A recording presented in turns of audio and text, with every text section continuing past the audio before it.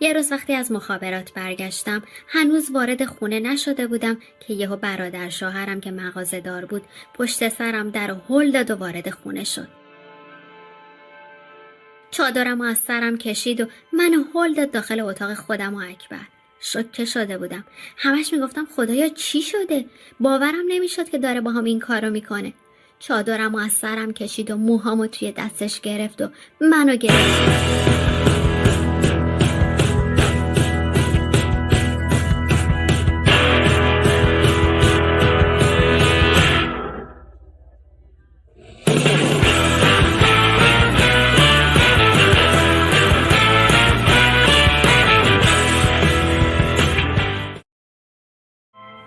من افسون هستم و 37 سالمه.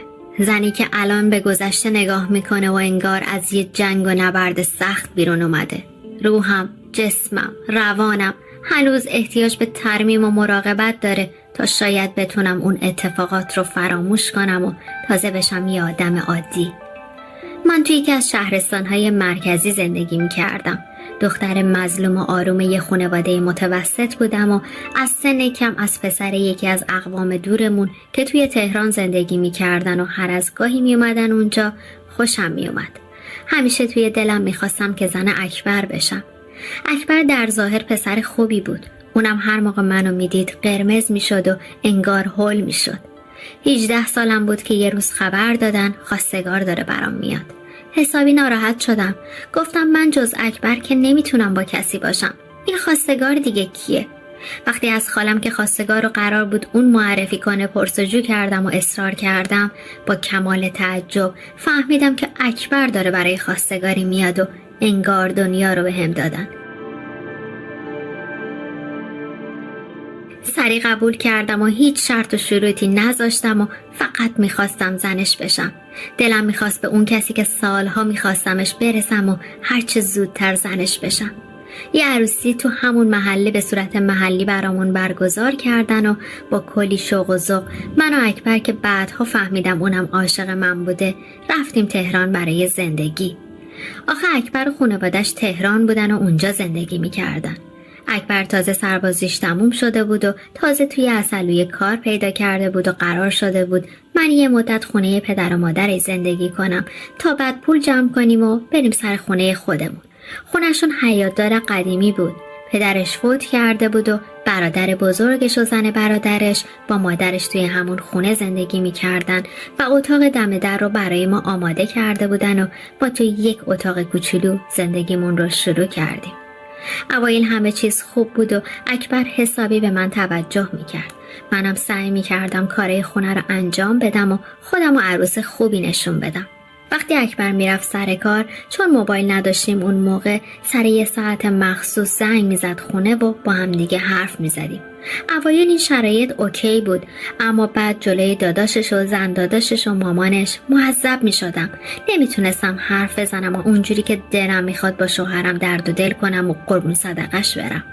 واسه همینم با هم صحبت کردیم و اجازه داد که من برم مخابرات و از تلفن خونه بهش زنگ بزنم. از اون روز به بعد هر موقع که مخابرات میرفتم اونها رو هم اونجا میدیدم. معلوم بود که پاتوقشون اونجاست و با صاحب مخابرات دوست هستن. چند بار دیگه هم دیدمشون و به هم تیکه ها و متلک های ناجور مینداختن و حسابی خجالت میکشیدم. یه روز وقتی از مخابرات برگشتم هنوز وارد خونه نشده بودم که یهو برادر شوهرم که مغازه‌دار بود پشت سرم در هل داد و وارد خونه شد. چادرم از سرم کشید و منو هل داد داخل اتاق خودم و اکبر. شوکه شده بودم. همش میگفتم خدایا چی شده؟ باورم نمیشد که داره با هم این کارو میکنه. چادرم از سرم کشید و موهامو توی دستش گرفت و منو گرفت به باد کتک. تمام تنم رو کبود میکرد و به هم فحشای رکیک میداد که آبرو برای ما نذاشتی. قلم پاتو میشکنم. کدوم گوری بودی؟ حالا دیگه برای من توی مخابرات با پسرا قرار میذاری؟ حالا با آبروی ما بازی میکنی؟ انقدر منو کتک زد که تا 4 روز نمیتونستم راه برم. تمام تنم کبود بود. حتی دیگه به هم غذا هم نمیدادن و میگفتن میمونی تو اتاقت تا شوهرت بیاد و تکلیفت معلوم بشه. زنش و مادرش هم که انگار نه انگار که داره منو کتک میزنه. نه حرفی میزدن نه جلو میومدن. میگفتم چرا؟ من که کاری نکردم. اونجا بود که فهمیدم یکی از اون پسرها از من خوشش اومده و شروع کرده راجع به من توی محل حرف زدن که یه زنه اینجوری با این مشخصات هر روز میاد مخابرات و کلی دریوری پشت سر من میگن و خبر دهن به دهن میرسه به گوش برادر شوهرم و به عنوان بی‌ناموسی و بی‌آبرویی میاد سراغم و اون بلاها رو سرم میاره. اکبرم برگشت و اونم حسابی منو کتک زد که من بهت اعتماد کردم اما تو با آبروی من بازی کردی. هرچی بهش میگفتم که من کاری نکردم، من اشتباهی نکردم، اما فایده ای نداشت. دیگه تو خونه حبس شده بودم. حتی دیگه دلم نمیخواست با اکبر تلفنی حرف بزنم. حتی دلم نمیخواست به هم نزدیک بشه. از کارا و رفتارای اون خانواده شوکه بودم و اصلا نمیدونستم چرا دارن با من اینجوری رفتار میکنن. به پدر و مادرم زنگ زدم که بیاین منو از اینجا ببرید، اما اون بیچاره‌ها که شهرستان زندگی میکردن میگفتن زندگی همینه، کاری نمیشه کرد، بساز، همه زندگی ها همین جوریه، سعی کن حرف شوهرتو گوش بدی و دست از پا خطا نکنی. اوکی، شوهر قبول، اما برادر شوهری که دیگه به هر بهونه‌ای با من دعوا را مینداخت و کتکم میزد رو که دیگه نباید تحمل میکردم. 3 سال زندگی وحشتناک من اونجا ادامه داشت و 3 سال تحمل کردم. تا هر کاری میکردم دست از پا خطا میکردم، از برادر شوهرم کتک میخوردم. آخر سر یه بحث الکی یه بار قندون رو پرت کرد و خورد توی سرم و بیهوش شدم. اونا که حسابی ترسیده بودن مجبور شدن منو ببرن بیمارستان و اونجا بود که با یه پرستار به اسم خانم مهدوی که خدا خیرش بده آشنا شدم. اومد نزدیکم، دلش به حالم سوخت و گفت بگو واقعا چی شده؟ من کمکت میکنم. منم همه چیز رو از روز اول براش تعریف کردم و انگار فرشته خدا بود که خدا سر راهم قرار داده بود. اونم سری پلیس رو خبر کرد و منم همه چیز رو براشون تعریف کردم. خانم مهدوی به هم انرژی میداد و میگفت اونا نباید و حق ندارن که باهات این کارو کنن، باید شکایت کنی. منم برات توی پرونده مینویسم و برات تشکیل پرونده میدم و تو رو میفرستیم پزشکی قانونی، اما به هیچ عنوان کوتاه نیا و حق تو از اون خانواده بگیر. بالاخره با کمک خانم مهدوی و حمایت و راهنمایی های اون تونستم بعد از 2 سال کشمکش از اون خانواده وحشی جدا شم.